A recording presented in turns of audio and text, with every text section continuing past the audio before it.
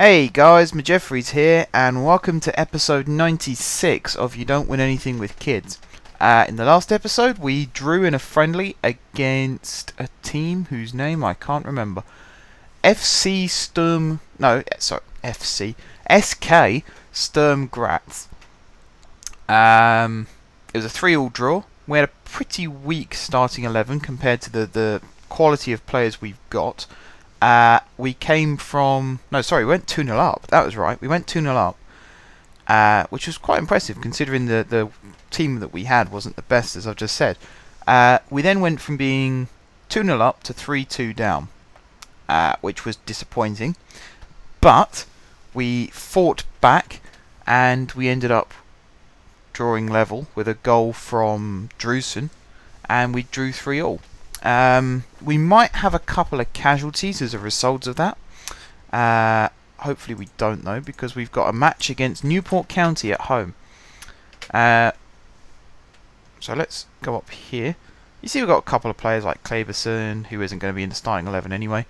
So yeah, I think our players have come out of it pretty well.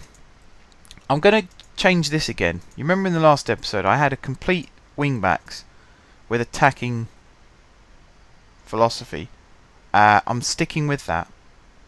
I'm also going to change it on this one, because I think complete wing-backs are the best type of left back and right back you can have. Their attacking abilities is incomparable compared to a fullback. I've just said compared. It's incomparable with a fullback, because these guys will always look to get up the line. Fullbacks, they can get up the line if you've got a fullback who happens to have good attacking stats. If not, they will just linger around this area. They won't leave their own half. Whereas the complete wingback overlaps with the winger so much better. And actually, as well as running up the line here, they'll also run diagonally and link up with the striker. And that's the key part for me, is this section here. So if the winger is out of position, say in the middle of the pitch, the complete wing-back will make the run instead and then link up with the striker. And my test career that I've got going on a different computer, I've scored so many goals just from my wing-backs doing that. It adds a new dynamic to your team, and it makes the match so much easier to play if you've got more players willing to contribute to the attack. However, at the same time, as soon as the ball is given away, say in this area, this guy here will be the first one to sprint back and make the challenge. And actually, the centre-back will also go over and help cover, and the midfielder here will also drop back and help. So you end up with a triangle of players here helping defend. And as soon as it turns into attack, you get a new triangle with the wing-back, the midfielder, and the winger. So I'll show you what I mean, hopefully, during this match. I'm going to pick my line-up now. So we'll have Quintaka in goal. We'll have Villa at right back, as per. We're going to have Klopmas at left back, and I did mention this in the last episode, because I risked Jones, who I can't find. There he is. You see he's on 86%, so I'd rather have a player who's more fit. That sounds wrong. Who's got better condition. Right, Stevens at right centre-back. Cartwright at left centre-back. That is my partnership now. I don't think there's any changing that. It's pretty much cemented in. Delamond is still injured, and McGregor had morale issues in the last episode, and I didn't actually check it out in the end. I thought I'd leave it, play him in this match, and see how he felt then. Who are we going to have? I think we should have Mantum alongside McGregor, and then we'll play Bobo in the hole, because I like Bobo in that little area. We'll see how he links up with the new dynamic of the wing backs as well. And then we will have... I'm going to give Beckhold another chance on the left. As I said again in the last episode, his performances have been poor recently, but I'm always willing to give a player another chance if I think they can do it. So I'll give him another go. I'm going to have Grant on the right, because again, like I said in the last episode, I've been getting more and more impressed with how he plays, the runs he makes, and the quality of the cross he delivers. He's probably been our best player for doing that, minus Villa, of course. But Villa's, I mean, he's played every match for us that he's been available for, so that's kind of obvious. and Villa's our set piece master.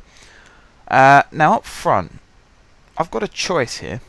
I could be, what's the word? A bit eccentric about it maybe, and put Drewson up top, or I could put Morrison up top.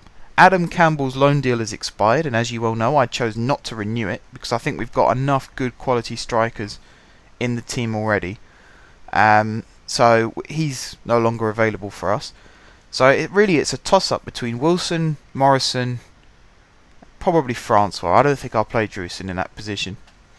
So we'll have a look at Francois, how well he is. He's only 2 stars at the moment. Morrison's 2.5. Wilson's 2 stars. I'm going to play Wilson in that position. I'm going to play Wilson. And then the bench, we're going to have King, because I wasn't impressed with O'Brien one little bit. We'll have Hutchinson, Robinson. That's the 2 defenders. We will have Saville, because he's another defending cover. Thompson, where's he gone? There he is. There. We'll have Johnston. And we will have Morrison. So we're leaving out key players like Tomlin and Drewson. And in some cases, Rooney as well. He's been okay for us. And Marshall, of course, is dropping out. And Partridge. But, you know, what's the point in having a big squad if you're not going to use it? So that is my lineup. That's not my lineup. Why is that not my lineup? The match squad must have at least 6 players trained by a club in England. Who? Oh, okay. In that case, we're going to have to make a change. So who hasn't been trained in England? They all have. That's strange. Do you know what? The change I'm going to make, I'm going to put Rooney in instead of Bobo. Because that bumps that up to 6. It's a change I didn't want to have to make. But that does mean that I can put Bobo on the bench. And I'm going to do that in the place of Saville, I think. Yeah, that'll do. Okay, so Bobo seems to be the problem. We'll put Saville back in for Bobo. I don't want to drop Bobo. We're 7 minutes into this episode and I haven't even started the match yet. But I want to put Bobo in the squad, so who can I remove? Let's take out Johnston. Does that change it? Right. That keeps it the same. Okay, I didn't want to have to do that. I was quite happy with my lineup and my bench. The game's forced my hand. I think they have to be trained in England for 3 years before 21st birthday, something like that. And this is our 3rd year, so oh yeah, I've got to reformat this box. There we go, and yeah, we'll put it in like so. So yeah, there we go. So yeah, after this season, hopefully, wrong one. Hopefully, we'll be able to choose Bobo without the whole game having a mind fart, brain fart, whatever you want to call it, and deciding that he's not applicable. I mean, okay, technically he was born in Rio, but he's played for us his whole career. Flew over here when he was a teenager with his parents. Still is a teenager, of course.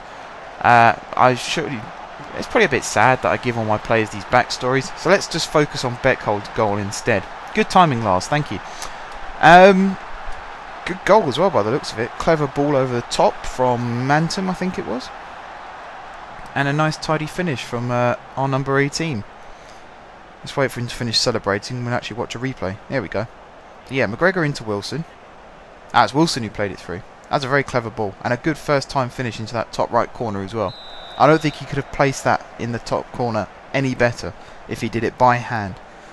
So yeah, good start to the game. 4 minutes in and we're 1-0 up. That's a good dominating header there from Stevens, which sets Grant away. And you can see already Villa is starting to make movement up that touchline, especially when Grant vacates the space. That's the other key thing. The wing back doesn't necessarily make the run if the winger is making the same run.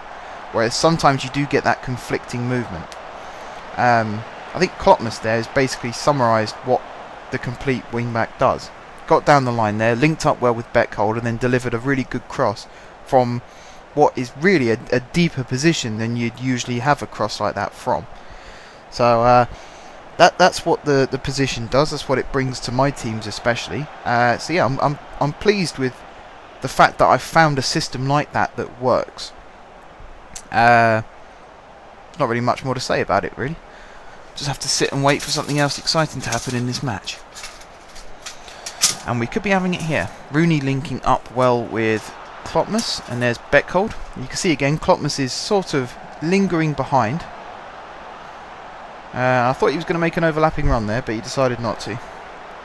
He's linking up here with Beckhold again, though. Again, I can see he wants to make that run, but he's something's stopping him. I'm not quite sure. Maybe it's because Beckhold is still quite far out on the touchline. You see here, though, as Beckhold picks the ball up, there's Klopmas. He's made the run into the space that Beckhold left behind.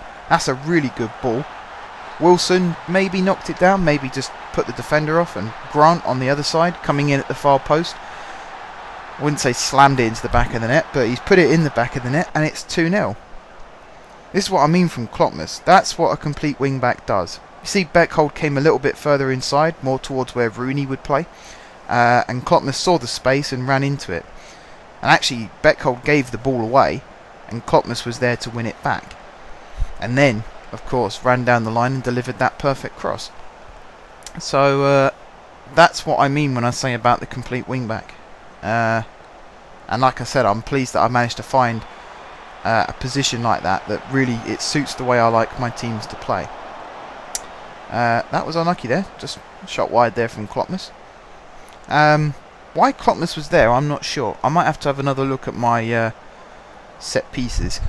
In the meantime, I'm going to have to make a sub because McGregor's got injured. So I'm actually going to bring Saville.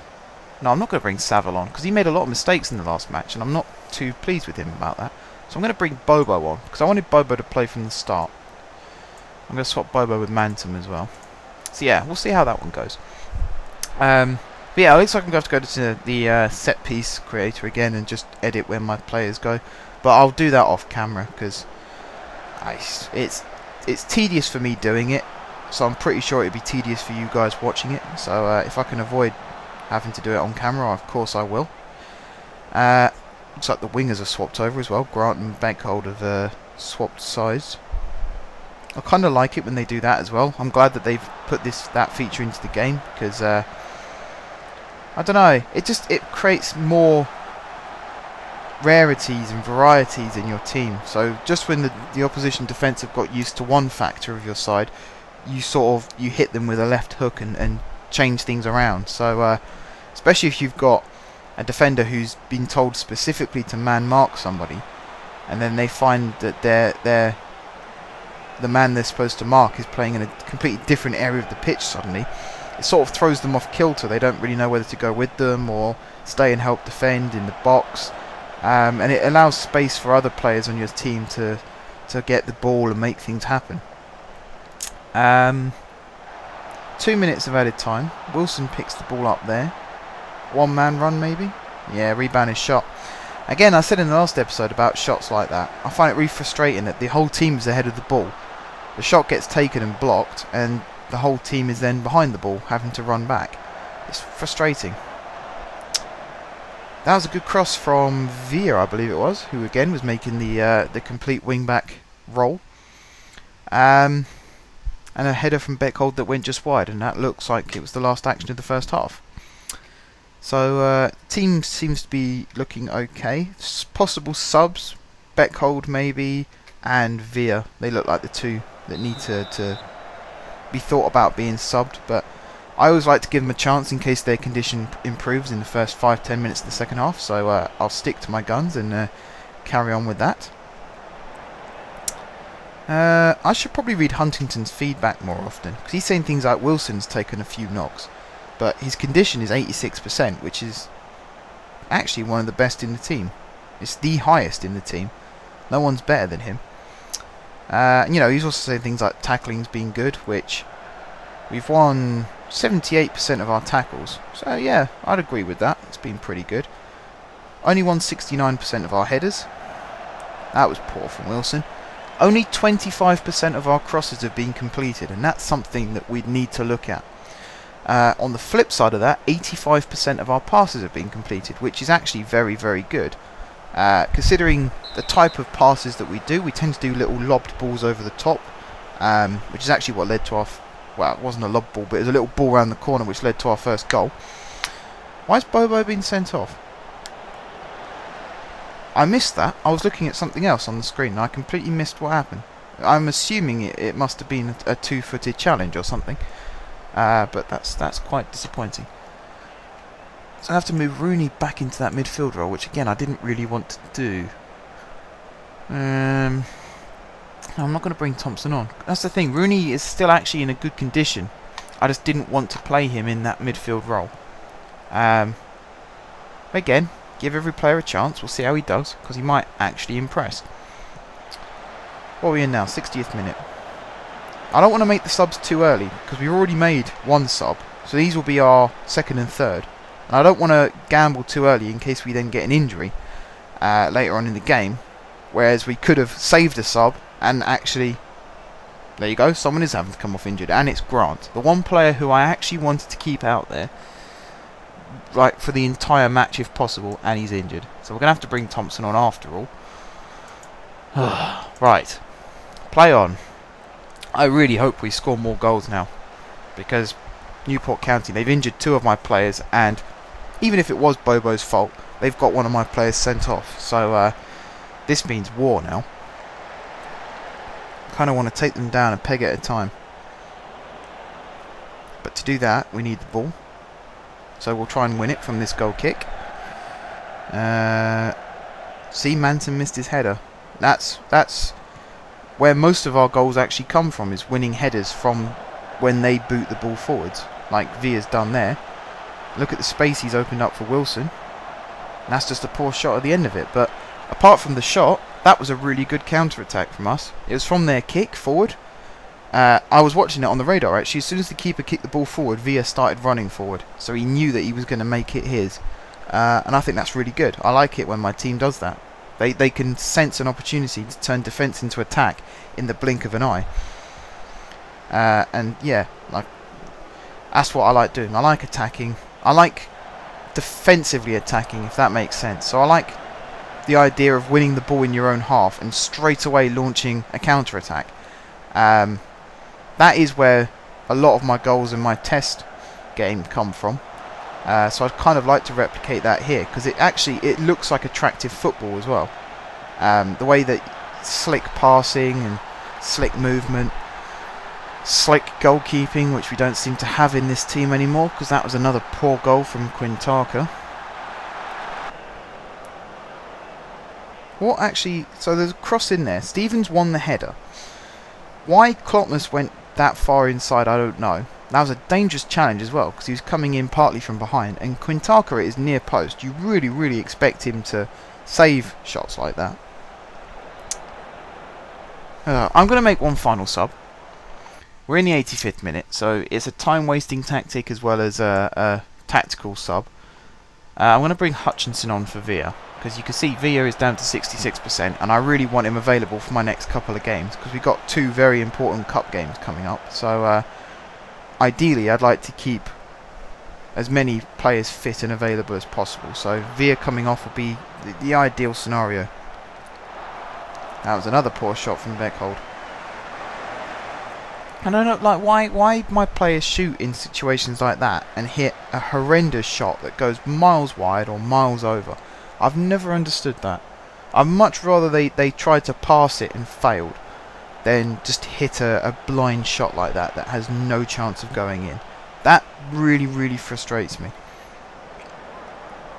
We've got more players picking up bookings. Rooney's been booked and Klotmus has been booked. Bobo is also suspended because of his red card.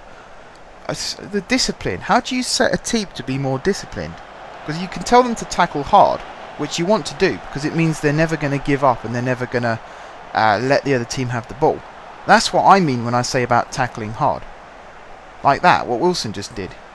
Ferocious challenge, but he won the ball and he won it fairly. So it lets the defender or the attacker or the midfielder, whoever it is, it lets them know that you're there. But at the same time, you're not necessarily breaking any rules. Yet, for some reason, some of my players, half of them take it like that, and the other half take it as get yourself sent off every match.